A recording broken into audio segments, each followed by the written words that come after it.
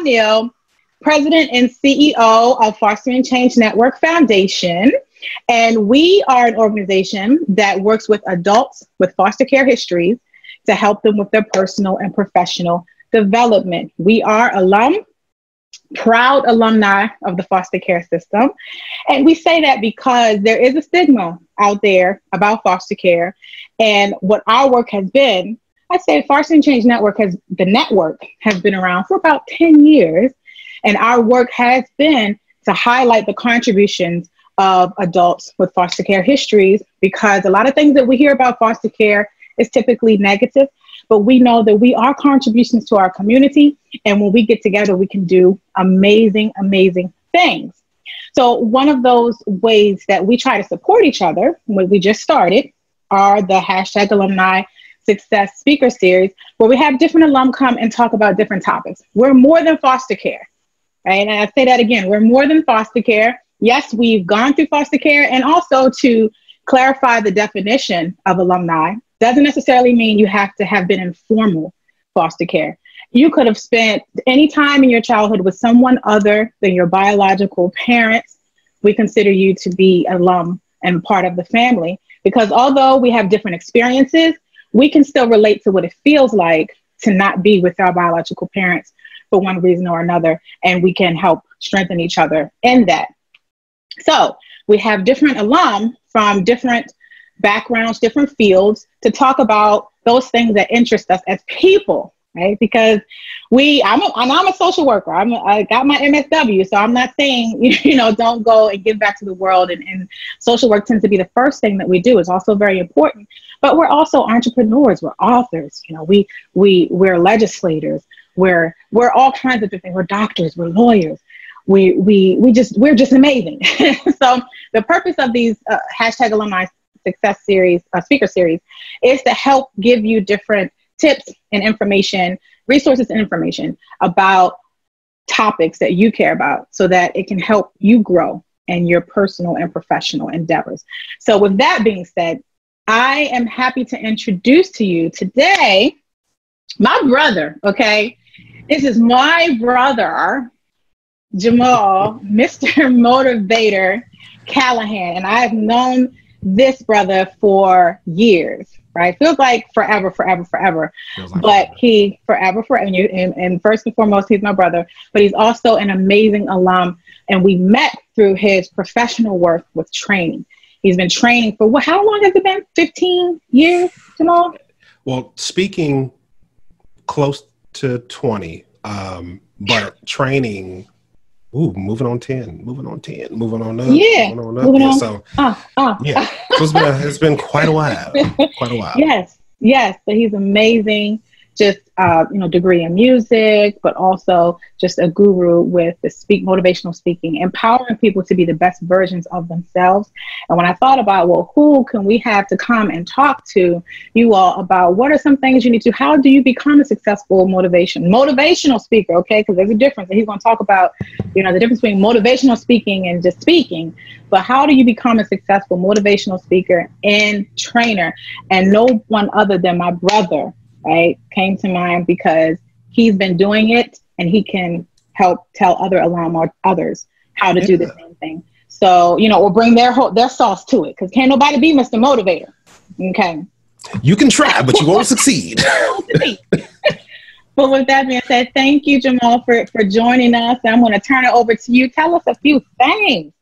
Well, first of all, I want to say thank you, sister, just because, we've been in the trenches for quite a while, and one of our missions, because we have many. One of our missions is to make sure that we are uplifting alumni, whether they're in the professional setting or not, touching the lives of those that are currently in care, whether we know them or not. Like this is a global push. This is not just something that has to happen in the U.S. But with that being said, the work that we do is just, it's phenomenal. It's one of those things that is, you know how they say, if you do something that helps you to sleep better at night, then, obviously you're doing good work. And I know the work that we do, it helps me sleep better at night. So it's just one of those things. So it is ironic. I was contacted. I was actually in DC doing some work some years ago and was told that while I'm in DC, I should check out the Alumni Powerhouse Networking Conference. And that happened to be my first year, actually first time connecting with you. And it was life-changing and it was empowering, but at the same time, I think that's what was needed as far as paths across and actually to help each other get to that next level. I mean, absolutely. With the work you do, you don't need me, but that's beside the point. Whatever we do, the work we do together. But it's been a joy these last few years to really see the vision through. So with that being said, again, thank you. Now let's get on to what we are here to talk about. Yes. Never mind the Lucius Lyon photo. He's going to be staring. He's going to be staring over you pretty much this whole session. But let's talk about speaking and motivational speaking and actually where I started. If you really want to get to the grassroots of where things started for me, it actually started way back in middle school. I got the bug then. Yeah, I got the bug then. And, I did an essay for our Martin Luther King Day. And just so happened that it was chosen to be read at a MLK breakfast here in Columbus, Ohio, way back when. And, I didn't know what I was getting into. That was the first time I had done an essay. And the first time that it wasn't the first time I was going to be on stage, because I've been on stage since elementary school. I was in every play. I always went for the lead parts. Stage was home for me, but let me tell you why stage was home for me. Stage was home for me because of, the home situation. So stage for me was stage and music. So acting in theater and music was a outlet for me to get away from those things that I quite didn't agree with or quite didn't understand when it comes to a family dynamic and those things you just don't understand as a kid, right? You see what's happening, but you don't understand what's happening. So I fell in love with the arts. And so again, I was a part of probably every school play that there was. And if I wasn't, I was pissed because I knew I should have got the part because I was better than the person that got it. So I took it seriously. So kind of moving forward, like I said, I got my first taste of being on the stage alone, reading my essay, and it was a large breakfast. When I mean it was a large breakfast, I mean it was close to, from what I was told, close to 5,000 to 6,000 people that was in the audience during this endeavor. But here's the thing: I wasn't nervous. After I got that notification, because I didn't know, I showed up to the convention center like, all right, let's go, and yeah, hey, there's a lot of people out there, so don't get scared, right? So I did it, and let me tell you, when all I saw was lights and I didn't see people, and I wasn't nervous, I kind of had the feeling then that this is where I wanted to be.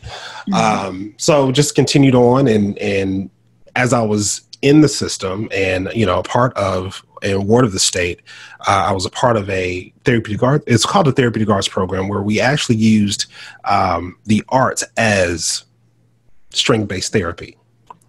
So every youth that was a part of this program was able to have those outlets through acting, singing, dancing, writing, poetry, but also being able to turn around and help as a peer mentor model to groom other youth in ways that they can learn how to express themselves effectively, get whatever they have that's either on their chest or on their shoulders to help them get that out and be able to express it through the arts. So through that medium, I was able to perform and sing and dance and do monologues for, foster parent banquets, agency banquets, legislative, brief banquets as well. So I got into that knowing that what I wanted to do continuously is always stretch the envelope and making sure that the voice is heard to make sure that people are doing what they can do better for youth that are experiencing foster care, understanding or not understanding at that time how heavy caseloads were, and, you know, how normal wasn't for kids experiencing care. So I was able to kind of continue that through college, and I would leave school to go speak at an event and come back, and it'd be crazy because it'd be like every day, you know, things is back to their regularly scheduled program. But it was funny because my girlfriend, who was not my wife at the time, who was not my wife, she wouldn't come with me to these events, probably because she couldn't, or she didn't understand how much they meant to people. Mm-hmm. But her first time seeing me speak here in Columbus for a major event, she was shocked because she said, all these years, and I didn't know that everywhere you went, they rolled out the red carpet. Hey! It was like, I never knew that you were a mini celebrity in these streets. And I said, well, you hang with me long enough and you can get those perks. It just continued. And mm-hmm. when things started getting to the point where I was in and out of the city consistently, I was always getting booked. It became one of those things where I had to make a decision. I had to make a decision whether I was going to stay in corporate America, because at this point I was working for national lab. Well, I won't speak their name because I don't want to, they're not paying me for this. Right. But I worked for a national medical lab that, I was in upper management. So it was one of those, mind you, see that we kind of moved away from music, but I was in upper management. And I was managed a few states when it came to logistics and distribution. So it got to the point where I got an invitation to speak at a national conference. And this was like one of those things I said, within 5 years, I'm gonna speak at a national conference. I put it on my vision board. And this was the time that it was actually like happening. I got the invite. And I went to my CEO. I said, hey, I'm gonna need some time off because I got this wonderful opportunity. And he didn't want to give it to me. So that's kind of around the time where I said, you know what? I don't need this. Mm-hmm. Now, mind you, me saying I don't need this, and also understanding that I was going to cut my income in half, literally cut it in half, because as a family, we were making over six figures. And again, the decision was, if I can't do what I'm here to do, and what I mean here to do, like on this earth, to do my purpose, then I don't want to do it at all. And I don't, and I'm not going to let money or a salary be my crutch. Right. Wow. So I called. So you stepped out on faith. I stepped out on faith, and I was also pushed. So it was one of those things where it was like, listen, we got to make this happen. Mm-hmm. So with the networks that I had been building over the years, and, most of the gigs that I've gotten, even up until this point, and mind you, I've been doing it for quite a while. Mm-hmm. Most of the gigs that I've gotten up until this point has solely been word of mouth. For the first, I want to say 5, 6, even 7 years of my career, I didn't solicit. I didn't solicit for conferences. I didn't solicit for people say, some people say, hey, book me because I'm like the greatest. No, all of my gigs, and and this is by the grace of God, all of my gigs for a good 7, 8 years had been referrals. Had been, hey, I've heard him speak, or I've heard you speak. I want you to come to my conference, or I want you to come speak to my organization. Great, let's go. let's make it happen. Right. But it doesn't always work that way. Just because that has been my track record, doesn't mean that that's going to be your track record. Mm-hmm. One thing I pride myself on is creating genuine relationships when it comes to people and businesses and conference staff. And, it's not just, I want to contact you just so I make sure you hire me for the next year. It's checking in and seeing where technical assistance can be had, or, what can I do to reach out to some of the youth that was, we connected, or some of your employees that we have connected with, just to, again, keep my ear to the ground and also create genuine relationships. So when you talk about speaking and ways to enter the market, one, you got to make sure that, you understand what your why and what your purpose is. Mm-hmm. And when you build relationships based on that, based on being genuine, based on, I'm just not reaching out to make sure I can make some money off of you, but make sure that those things truly align. Mm-hmm. Right? Make sure those things truly align, because people can smell BS a mile away. Yeah. Right? Mm-hmm. People know when the only reason why you're around is, you can make, a few dollars. Mm-hmm. And I want to say I do pride myself on it not being about the dollar, but being about the purpose, because the dollar will come. When people think and know that you're genuine, the money will come. When the message is there, the funds will come, but when you focus on genuineness and you focus on, not trying to be like everybody else. And, I've had some great people around me. I've had Les Brown, as a mentor. I've had, I still have Michael Sanders as a mentor. I have a lot of people that I'm connected with that do this work. Like, the mentors you get, or the mentors that you need, truly have to be in the same vein that you're in, because how can I give you advice? Listen, right. You said something there, and I just want people to pick up on that you have mentors, you have coaches, you have people who have poured into you. It's not just, you just decided, okay, I'm just going to be out here winging it, doing my thing, but you actually see the value of not at all. Having someone to pour into you in that way. Let me tell you, here's the interesting part. And I laugh every time I listen to this, and I got this on tape. Like, I have this conversation still with me today. I did a event with Les in Indianapolis some years back, and we were sitting down having breakfast, and he said, "Well, how much are you charging, for an event?" And I think I told you this story. Yep. How much are you charging for an event, for an hour of your time? And, at the time I was asking like $600-700 for an hour of speaking. Mm-hmm. And this is where mentors really help you, right? This is where mentors really kind of guide you. He said, "You're killing yourself." He said, "By what you're charging, you have lost and missed out on about $1 million last year." Mm. Ooh, ouch. That hurt me, because I was like, what do you mean? He said, "For your skill set and what you offer, you should be charging more." Mm-hmm. And so we had the conversation about money. And I know that's one of the questions about, what do you charge and how do you get to a certain level? And that really comes with experience, and we can dive into that soon. I mean, we have time, but money is always different. Money is always difficult to talk about, because where people, and including myself starting out, because I was so focused on the mission and want people to hear how to get better and how to better do their job and how to better connect with young people. For me, it wasn't about the money.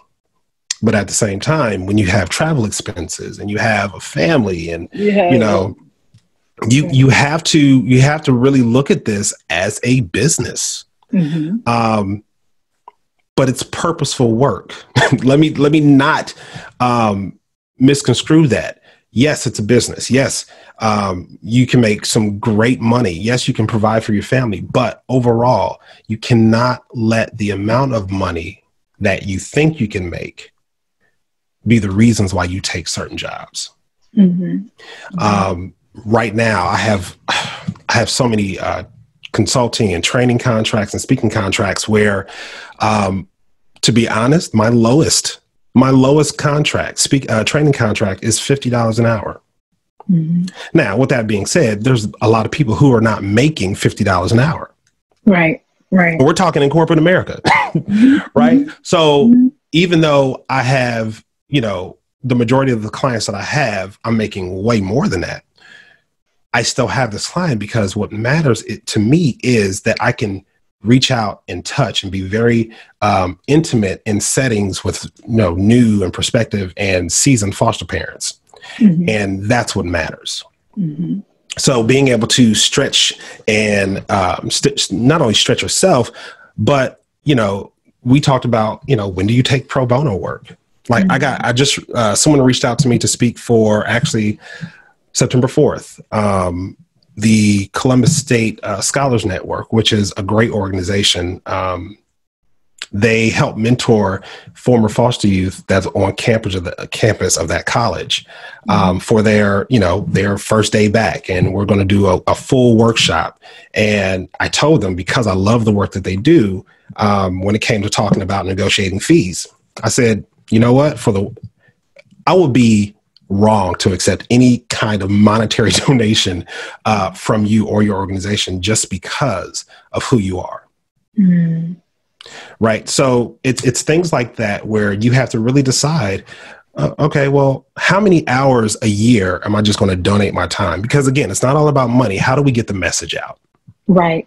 Like there's been gigs that not only thinking business wise, let me just get into that market and then see where it goes from there, build those relationships. I've broken even on a number of gigs mm-hmm. and was okay with it because, again, it's not about the money, it's about the message.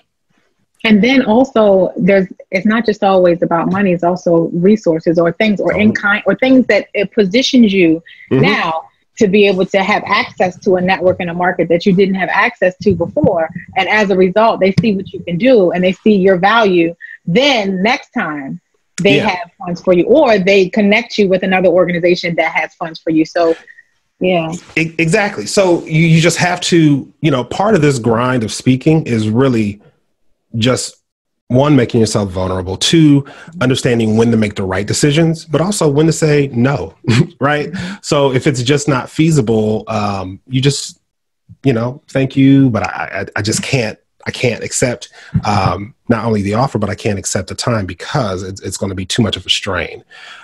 So you weigh and you look at those things, but that's also part of the business. Again, part of speaking is a business. But part of it is also what type of impact or legacy do you want to leave mm-hmm. when you leave that event, right? Right. So for those that are just starting out, it's tough. You got to get your name out there. But in the beginning, you have to want to really do those things that you're comfortable doing. I know getting on stage and talking about your personal stories is something very makes you vulnerable, but at the same time, is it a part of your purpose? Like I know a special education teacher reached out to me the other day saying, I got 20 years of working in special education. I want to start speaking more. And I'm like, well, what are you going to talk about? Right. I don't know. Right. I'm not sure. I just know that I have a wealth of knowledge. I have years of experience. Where do I go from here? Mm-hmm. And that's where now our sessions are starting. And, the first session I told her, I said, listen, you've had 20 years of experience in the classroom. How do you make other special education teachers see it from your advantage? Mm-hmm. I said, that's your niche. Mm-hmm. That's your purpose and your why. Because you've had this experience, you've done this. So when you talk about telling your story, and at the same time, see, I want to say that's different in a way, because now that's an educational perspective.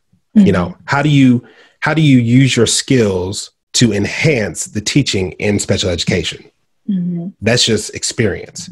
Now, for a lot of us, and I say us as far as alum, we all have had experiences. We've had some experiences that are difficult to talk about. We had experiences that are so traumatic that the thought of it works us up, right? But this is what I will tell you. The experience that you have experienced, the life you've lived up until this point, has groomed you for just what you need to be doing. For instance, people say, oh man, I'm just so it's so sad that you had to go through care. No, at the moment it was pretty bad. It wasn't the ideal situation, but in looking back at it in retrospect, everything that I experienced or I went through in foster care has set me up for now. Right. And that's how you have to look at any experience. Mm-hmm. Mm-hmm. How do you take your past and mold it into this wonderful story that people can be inspired by it, that people can be motivated by it, that people can take and say, I've had similar experiences, similar trauma, and it looks so easy. Mm-hmm. I can do this now because we have a connection. Mm-hmm. I can do this now because you talked about the hardships of dealing with, a parent that just wasn't a parent to you, or a loved one that done you dirty, or, things of that nature, or, losing a job. Like, you've talked about persevering through those things, and you've been able to survive. Mm-hmm. Mm-hmm. But one thing about telling your story, and this is just what I say this a lot, and I even said this to foster parents last night. I had I had a training last evening about an hour away. I said, if you don't deal with your personal trauma, I said that something's going to happen that triggers you, especially dealing with kids, and you're trying to be a foster parent. They're going to tell you something that triggers you, and if you have not dealt with those personal traumas, then you're not going to be good to anybody. Nope. I've also always said that it's hard to talk about your personal story and you haven't dealt with those traumas, because what tends to happen is, and I'm not saying you can't be emotional while you're on stage and telling your story, that you can't be passionate. But what I am saying is that when you tell it, you can't be so overworked and worked up that the focus now comes off of your story and your perseverance and goes to your emotion. Mm-hmm. Because the last thing people are going to remember is the story was so sad. And it had me crying, and, that's just so sad what happened to you. But did you get the message? Right. Did you get the message? Did what you tried to convey come out effectively where people have taken that from you? Mm-hmm. And the emotion wasn't so overwhelming that they only saw your emotion and they only saw how hurt you still are and how ripped you still are.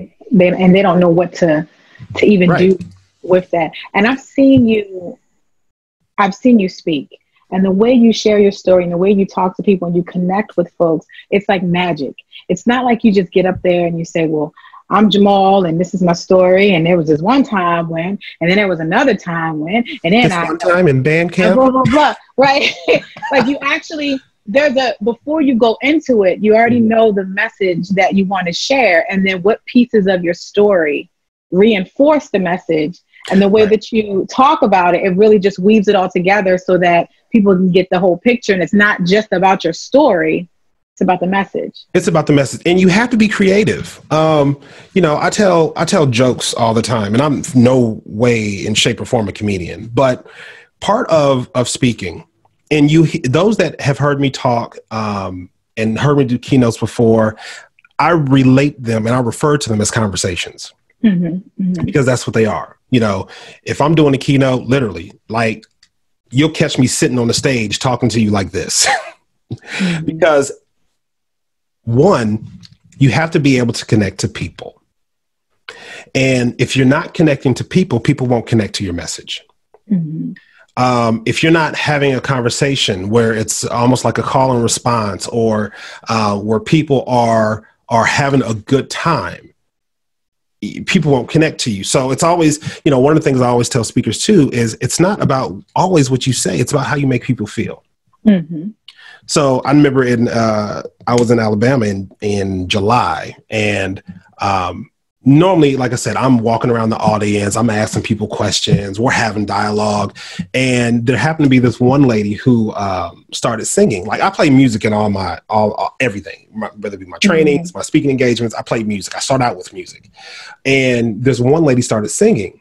So I went back to her and pulled her up on stage and told her, let's do a duet. Right? Has nothing to do with the message. Nothing to do with the message, but it did, because it was mainly about how do we really invite people to use their strengths to do what they do best. Mm-hmm. And that is in regards to the youth and even supervisors and things like that. So it's about connecting. When you connect with people, then that's half the battle. Mm-hmm. Which is why I like to call them conversations, because that's what they are. You know, people don't like to be talked at. Mm-hmm. You know, people like, genuine conversation. They like the interaction. So when we talk about how do you, what's the number one hurdle, and that's just engagement. How do you pull people into you and what you are? Mm-hmm. And again, that's the difference, right, between motivational speaking. That's the difference between speaking. Anybody can say, I'm a speaker. I'm a speaker. I'm a speaker. I'm going to come up and I'm going to give you some information. Well, the stats say that in 1976, 30% no. Right? No. How do you take that, right, and say in 1976, this is what was happening? Mm-hmm. But we've come so far to the point where now we've decreased that number, and we, because of so it's really, again, connecting with people and giving them that driving force to be able to say, man, I am doing something. Mm-hmm. Right. I'm making a small difference, because if it wasn't for me in this position, we wouldn't been able to get those numbers to where they were. Mm-hmm. So in part of it, again, it's not about speaking to people, but how do you lift people up to make them feel and understand that their job is just more than what it is? Mm-hmm. So that's when we talk about the difference between just speaking and motivational speaking. It's about getting to the essence of people and the feelings and the emotions of people. Now, you're not going to connect with everybody. Right. My motto is, if I help one person, if I connect with one person out of a room of 1,000 people, I've done my job. Mm-hmm. People also ask, well, do you write your speeches? No, I don't. I'll have bullet points. I have an idea about what I truly want to convey, and I'll have that title. I have my bullet points, but then I'll let truly the audience. The energy of the audience speak to what is needed in the room, still around the same guidelines of what I want to speak about. And I do that because there's been so many times I've spent mulling over speeches, pages and pages of speeches. And I would get up to the podium, and, this is not me knocking anybody who reads a speech. That's just not for me. Because right. I feel as if I can't connect with you if I'm looking down at a paper. Right. But at the same time, what tends to happen is I would look at what I wrote and literally would just ball it up, throw it away, and just go. Mm-hmm. Not because I haven't memorized what I wanted to say, but the energy that I got out the room says, I need to tell you something different. Mm-hmm. Right. So things for me truly happen organically. Everybody doesn't work that way. I'm not saying that what I do is the best prescription. I'm just saying that you still take the time to prepare. Mm-hmm. Most people, people would ask, well, when we talk about money, what do you charge? How much do you charge? How do you come to that figure? One, and this is what you want to write down. All right. Write this down. Write it down, y'all. People don't pay you to perform. People pay you to prepare. Mm-hmm. So it's those hours that is going in researching the topic that you're talking about for an event or an organization. It's the time that's spent practicing. It's the time that it takes to travel. It's the time that you are putting into it is what people pay you for. The time after you finish speaking, and then you're still there interacting with people. You don't just up and roll out. You'd be surprised how many events and conferences and that I've done that people are surprised that I stick around. Mm-hmm. They are surprised that they say, oh, well, the last speaker we had, as soon as he got finished speaking, he got his check and he was gone. Mm-hmm. No. How do you, because think about it, and everybody that's listening, how often are you dying to ask a question, but you kind of afraid to ask a question in a large setting, mm-hmm. right? In fear that maybe the question sounds dumb, or, you're just that person that don't like to speak in front of people. So you want that one-on-one time with the speaker that was there. Mm-hmm. I offer that. And that's part of my package where I tell organizers, I can be there the duration of the conference. It might be 3 days. I might only speak 1 day, but I'm there to be able to be available to the participants. Mm-hmm. But you have a lot of folks out here, and look, it is what it is. I don't know what they do. That as soon as they're done speaking, they take off. They're on a plane or back on the road. But I make it a point to connect with everyone that's at the event. I make it a point to talk to the conference organizers. Again, like I said in the beginning, it's about truly building genuine relationships, mm-hmm. right? So they don't think, because most speakers, they charge a pretty penny, right? So we're not talking chump change. And I can say because of where I am, it's pretty expensive, right? And to some organizations, I want you to get your money's worth. And then that's what it is. When you're doing anything, what can you offer that people can feel that your fee is justified? Mm-hmm. Mm-hmm. Right? Just speaking for an hour, because that's what people see. They don't see the preparation. They don't see the long hours flying. They don't see the long nights in a hotel. They don't see that. They just see for that hour, 45 minutes on stage and say, this is what we pay for. So because that's what they see, what else are you giving them? Mm-hmm. Are you giving them merchandise? Are you giving them, do you have giveaways? I mean, are you giving them more than what that hour entails? So that's just something to think about. How do you deal with folks that, we know that there are some organizations that may not be in a position to pay what your rate is. We understand that. Right. But there are also organizations who never even plan to pay, especially around with alumni and young people aging out. Sometimes they just feel that because either maybe an agency that you grew up with, or that mm-hmm.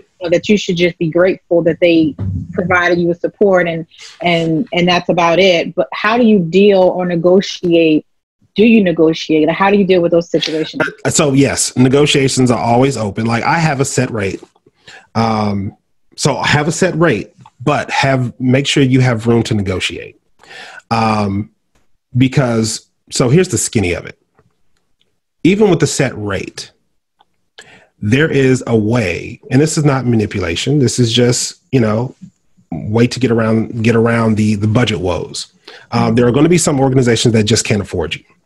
So what I normally and typically would do is say, okay, if I cover my hotel, you cover my flight, we'll take, a couple $100 off the total package.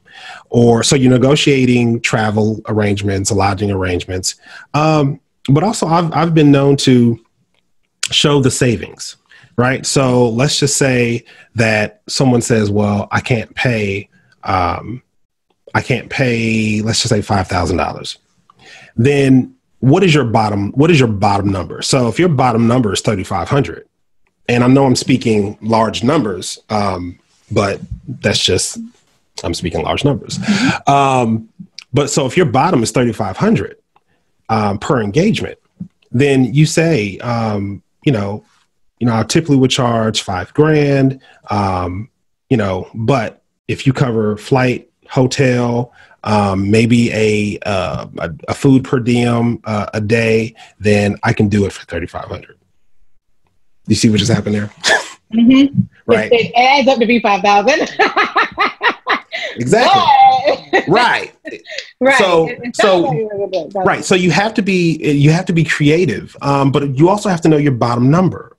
How much time has it taken you to prepare for this event?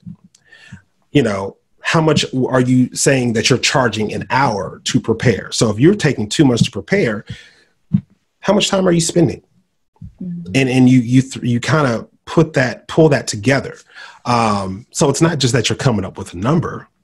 It's just how much do you feel your time is truly worth? And people are going to see that if they look you up online and they can't find where you've done other events, then they can't justify paying you a large amount of money. So you're going to have to get in. You're going to have to do some pro bono work, and you're going to have to, spend your way to some of these conferences to not only network, but also do, some keynotes for free, or, I'll come and do it for free. Just take care of the hotel and the travel arrangements. Because technically that's not for free. You're still getting paid. You're just not seeing the money. Right. So you have to be flexible. You can't be afraid to talk about money. Because again, at this stage of the game, you have bills. You have bills like everybody else. And as alum, there has to come a time where you're no longer window dressing. That you're no longer a token for an organization. Because that's, whether you're 25 or 40, they'll still see you as, this is our success story. And say, would a gas card be okay? No. Or a $25 Target. Right. You about to make me cuss. But that's where we have to truly feel and see that we have value. We have that our stories are important, the knowledge that we have, because regardless, our life experiences has made us subject experts. Absolutely. Right? Yeah. And we actually, and I want to be able to open it up to questions too. But real quick, before we do that, could you also give an overview of what's the difference between motivational speaking and actually being a trainer and training curriculum? So I've had the success of marrying the two. But the difference is when you talk about motivational speaking and actual training curriculum, training curriculum is between 2, 3, 4, or 6 hours. It's sometimes standard material that either the state, because that's one of my contracts as well. I do a lot of training for the state of Ohio. And they have standard curriculum. So it's just coming in, learning the material, familiarizing yourself with their material, and basically getting booked, right? Getting booked to do those trainings. And even then it's about, we have 5 regions in the state, all controlled by regional training centers, and you create relationships with them because that's who books you. That's who books you. And the trainings that you do is based on your expertise. Most of my trainings are about youth engagement and, pre-service parenting and some core modules for staff and foster parents. So it's like, because that's my niche, that's my arena, those are the trainings that I do. And they also have the opportunity for you to write your own curriculum. You go through a process, you get it approved by the state. The state says this is viable, this is evidence-based, and sure, have at it. You can solicit yourself to any of the regional training centers to see if they want to book you to do your training. And that's even with my private, to my private clients as well. So, yeah. And if you see in the group chat, we actually have a question from Stephanie. Yes, I just pulled it up. Steph, what's happening? Question is, how do you know if you're ready to become a professional speaker? Enough is enough, right? Enough of people just thinking that what you have to say is minimal. Like I said, when I walked away from a $55,000 a year job at the time, and you think about it, as a former foster kid, like that's a lot of money, right? That's like dough. Like I'm rich. Anyway, but you have to get to a point where one, what I have to say is very important. Two, I am the subject matter expert, and I need to be treated as such. So it's a decision. Mm-hmm. It's a decision to now jump into the arena of professional speaking. Mm-hmm. That's just like almost like going to college and saying, "Oh, okay, I've graduated. Now I've gotten a degree in music. I'm now a music teacher." Mm-hmm. Like that was a decision. Mm-hmm. Right. So to consider yourself a professional speaker, it's all about not only making a decision to do it, but now doing events that get you to that point. Like one thing since you were with me, well, with us, we were all together.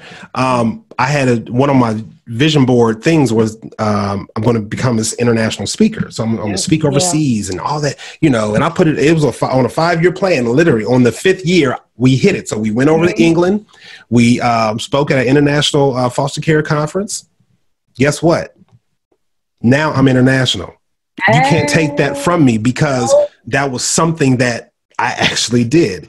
But also when it comes to just that token, you have to let people know that I'm not a token. This is something that I do professionally.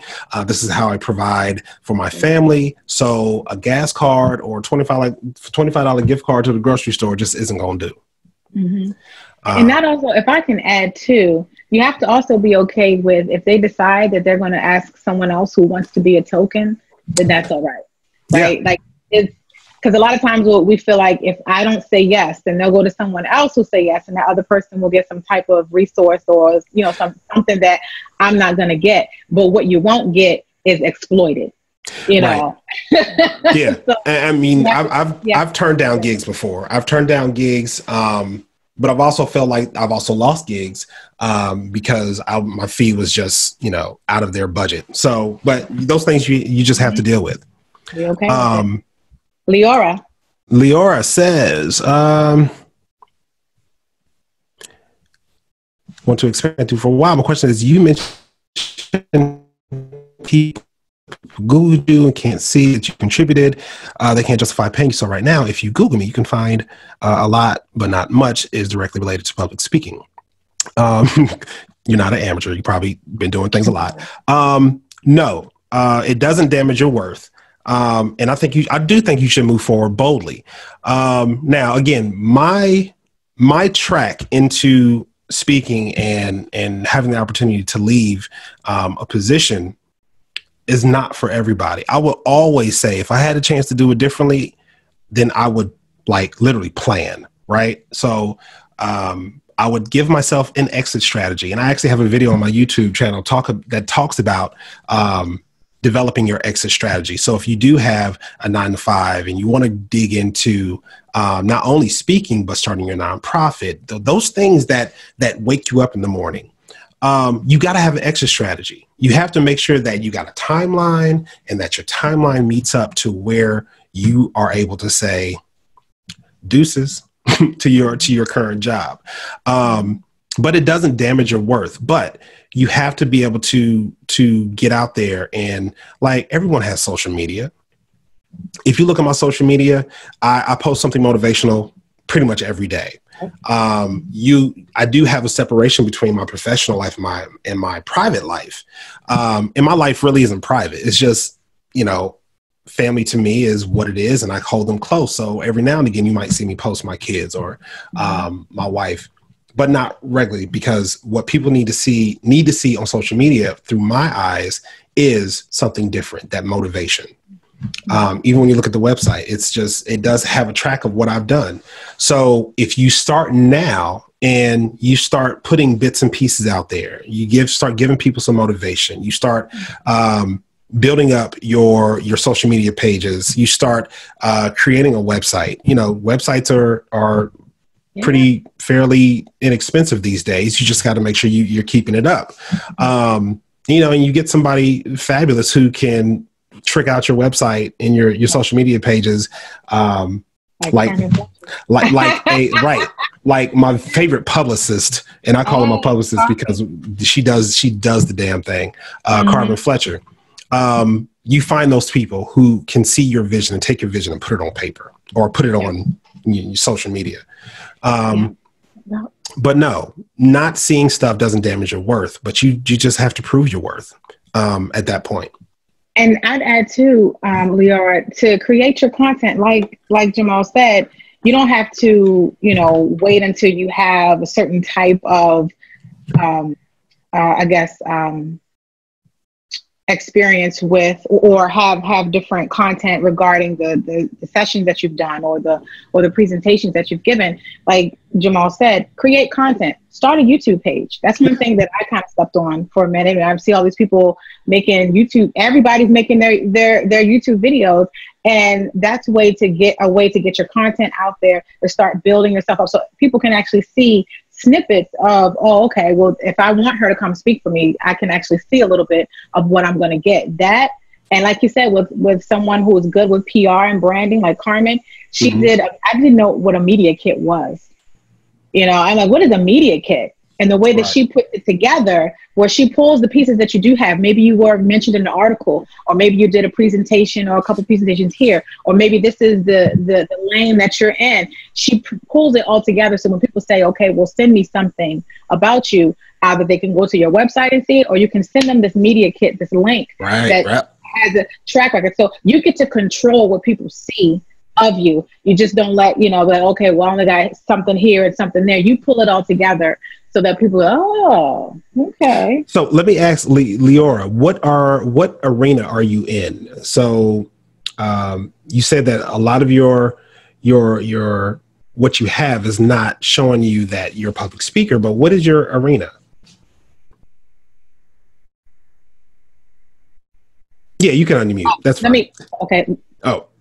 I can unmute you. There you go. Okay. Thank you. Hey! That's so much easier. It is, isn't it? Because that would be a lot to type. So right now, I'm in the arena of basically, I was invited to speak at, I was invited to speak to the Board of Michigan Works here because of the success that I was able to obtain through basically using public service programs to get where I am today. So today I am a registered nurse. I work in the state of Michigan. Okay. I am a week and a half away from getting my master's degree. I'm launching a nonprofit organization. All right now. Yes, that's where I'm at today. And after I was asked to speak at that board meeting, I was asked to go and then speak at the Hope Network board meeting. Then I was asked to speak in front of the entire Hope Network corporation of managers and leaders. And that is online. If you were to Google my name, you would find that talk. Right. And then directly after that, I was interviewed on Wood TV8 for my story and the success and blah, blah, blah. And then I was presented with the Michigan Works Impact Award. And I was able to go and speak in front of 250 of our state legislators and major business people. Awesome. Yeah, so all of that, and then I was interviewed by, I've been interviewed by the Ferris State University Torch, by Ferris State University Alumni Association, by my local newspaper, and all of that just kind of piggybacked off from that Impact Award.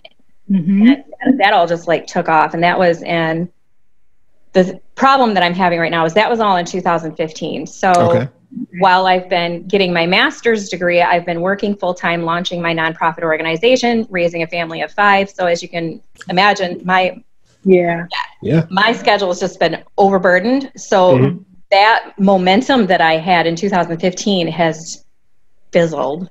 Gotcha.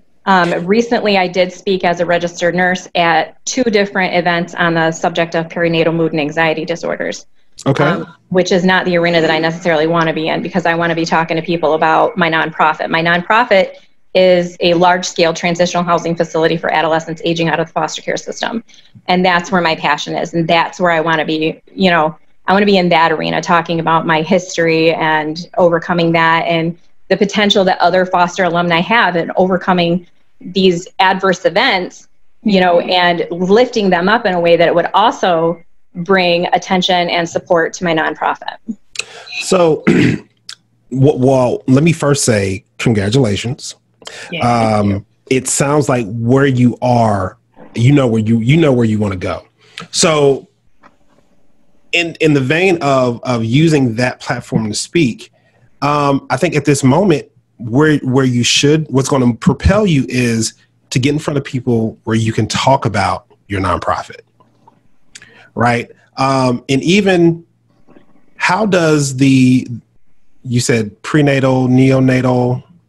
Is the perinatal mood and anxiety disorders. Right. So how does that relate to youth aging out of care? Oh, it relates in a big way because, as you know, there's a large percentage of our youth that become pregnant at 21, or prior to the age of 21. And so they're struggling with those issues as parents. And then they have the background of trauma, so that increases the risk of developing a perinatal mood and anxiety disorder. And it's a lot. It's a lot. So. Right. So what I'm saying, you see how we just married the two? Yeah. So and this is just what I'm thinking. There's a way to educate a whole arena that has no clue about how those issues affect youth aging out of care. So you would use almost that platform still to educate those that have no idea. And what it's going to continue to do is, one, make you the subject matter expert, right? Right. But it also gives you those opportunities to continue to build and continue to grow not only the craft, but again, the subject base, because there's going to be people in those audiences that have their hands in other arenas, right, and say, I think this would be just like all, the board things worked. Mm-hmm. Right. So it's taking what you know and truly fleshing it out to make sure that it can meet the subject matter of your nonprofit. Mm-hmm. And Shalita will tell you, when you have that in place, then that's where, possible grant funds can come from. And that's where, it opens the door for so many things that has nothing to do with speaking, but being the face of the organization, you'll be speaking anyway. Right. So then when your nonprofit gets to a level that is recognized again, then you'll be on this circuit faster than what you can think. Mm-hmm. Absolutely. Because of your expertise. Well, and thank you so much. And Leo, too, it does create a niche for your nonprofit, because what you just said that you want to do, there are a lot of people who want to do that. And although they can't do it like you do it, because they don't have your sauce, right? But you also need to bring, you don't have everything that you have built up and the expertise that you've built up in the medical field doesn't have to be something that you just leave behind. Make that as part of something that you incorporate into your nonprofit organization. And like Jamole said, it'll set you apart from everyone else, but then also provide the means and the partnerships for you to be able to get funding to be able to build up your organization. Thank you for that. It absolutely is related. Just throw that out there. As a registered nurse, I am committed to taking care of people who are within the at-risk populations. And our youth that are aging out, and a lot of people don't know the numbers, but in the state of Michigan alone, we have 234 youths, based on the statistics, that will see homelessness this year and every other year. So this is an issue that needs to be addressed, and that puts them at risk for all of the things that our homeless population is at risk for, including incarceration, pregnancy, sexually transmitted diseases, addiction. This is arena for public, for nurses and medical professionals. So anyway, thank you so much. That was all really great. Thank you for sharing. Thank you. And I know we're losing time, but I wanted to make sure I gave you 4 resources. One, you can reach out to me anytime. You can reach out to my social medias, Jamole_Callahan on Instagram, Twitter, Facebook, Mr. Motivator on Facebook, one thing about honing in your craft of speaking is being able to sit down and read. I don't know, you really can't see it, but I have that's not all of them, but that's a lot of the material that I read. Now, the 4 that I want to give you though, John Maxwell, 25 Ways to Win People. Okay. The next one is Strength Finder. Strength Finder or Strength Finder 2.0 by Tom Rath. It just helps you get to the point where, how are we being strength focused, right? Either on your personal or when you're pouring into someone else who wants you to be like their mentor or somebody they look up to. So how do you find those strengths? High Performance Habits by Brendon Burchard. Another great book. I'm not completely finished with it, but it's another great resource, and it helps you get into the mindset of understanding what habits are the best habits to those who are successful, right? Even if it's waking up at 5 a.m. to meditate. The next one is Mindset by Dr. Carol S. Dweck. And, and I have plenty more, but reading gives you material. Reading those books and those articles that are near and dear to what you normally and typically talk about helps give you information. It helps give you tools and things to pull out while you're on stage or while you're getting your conversation ready. It just adds validity to what you're talking about. When you can say, according to John Maxwell, 25 ways to win people, genuineness is one of those top things. It just adds to more content.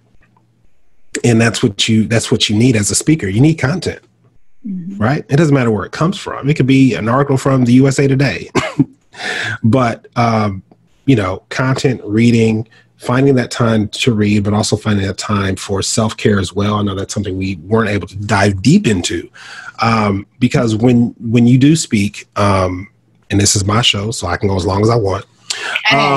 Anyway, no, but when you do speak, one thing this is what people don't recognize. As a speaker, you're on stage and you pour everything into that presentation. And you are drained when you're done. You have to be willing to say, give me some time to recoup. I would love to talk to your audience, your participants, spend some time with them, but I need about 5 to 10 minutes to kind of regain myself. That's okay.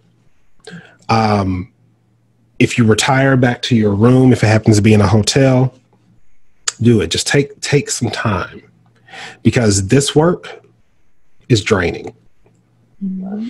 Excuse me. It's not where you literally just get on stage, you speak for an hour to 45 minutes or 45 minutes to an hour, and everything is fine. No, this is draining. When you're pouring into other people, this is draining. So another thing I always say too is, you can't pour from an empty cup. And I say that frequently because it's like so pertinent. You can't pour into other people if your cup is empty. You're not giving them anything. So make sure you refill, make sure you recharge, and then get back in there. So stay open reading. Read what you like, gain the content, the materials. And that's pretty much the gist of it. And be genuine. Did anybody else have any questions? I can unmute you as well. Got Kimberly, Stephanie, you have any additional questions before we close it out? Did I answer your questions? How about that? Stephanie said, nope, this was great. Awesome. What about you, Kim? Well, before you all go, first, let's you want to say something? Yes, please. Wonderful. If you are so come meet me. This is what I'm going to say. Come meet me in Baltimore, September 21st. The Alumni Powerhouse Networking Conference, where I will be on stage hosting as your Master of Ceremonies. Yes, Master of Ceremonies. I want you to come out. Please register. Go to .net. Mm-hmm. Look, listen, we have these conferences all over the country, and we've had them in Baltimore frequently. We've had them in Oakland. We've been to New York. Let me tell you, the professional and personal experience that you receive from these conferences are like no other, because we're all alum. You know, we have similar lived experiences, and we want to help not only network, but also help push you to that next level as professionals and as alums. Listen, this is a no miss event. September 21st. This is a no miss event. Go to the website, register, please. I would love to see you there. And if I don't see you there, I know I'm going to cry. You always say that? I do say that all the time. But not only that, but I'm going to find you on social media, and then you're just not going to be happy. I mean, absolutely. Absolutely. Well, I just want to thank you, Jamole. Thank you so much for giving us your expertise and being authentic and real with us about some things that, you know, even some people may not even want to share, but because you want to see alumni and other people successful, you're so willing to share that information. I also thank all of you who are on for joining as FCN members. And because of that, you've been able to ask him questions live, and that'll be something that you continue to have the opportunity to do. We're really trying to add up all the perks for being an FCN member, with the webinars, with the networking events, being treated VIP when you come to the APNC, okay? Because there's promotional rates for FCM members for doing that. So I hope that for those, this is recording, and so for those who are watching who have not yet signed up to be an FCM member, please do so. Go to fcnfoundation.org/membership and sign up, okay? Because we have more of these. We have more of these coming up. And actually, the next one is going to be September 17th. And I'm going to be presenting about how do you get funding for your nonprofit. A lot of you have started nonprofits or thinking about doing that. How do you get the funding? I know, Leora, you got your nonprofit that you started. So, you know, we're going to be talking about what that looks like and how to give you support for that. So again, and also I'll add that you do not have to be an alumni of foster care to be a FCN member. We have different membership types. You can be an alumni, you can be a non-alumni, or you can be an organization or an agency, and the perks are different because your needs may be different. So again, I encourage you to go to fcnfoundation.org/memberships to see what that is. And for my members that are on, y'all know anything that you need, you just reach out to us and let us know. I'm so grateful for you, and hope that you have a blessed and awesome rest of your week, y'all. Okay? Woo! Woo! And we're signing off. Talk to you later. Peace. Peace.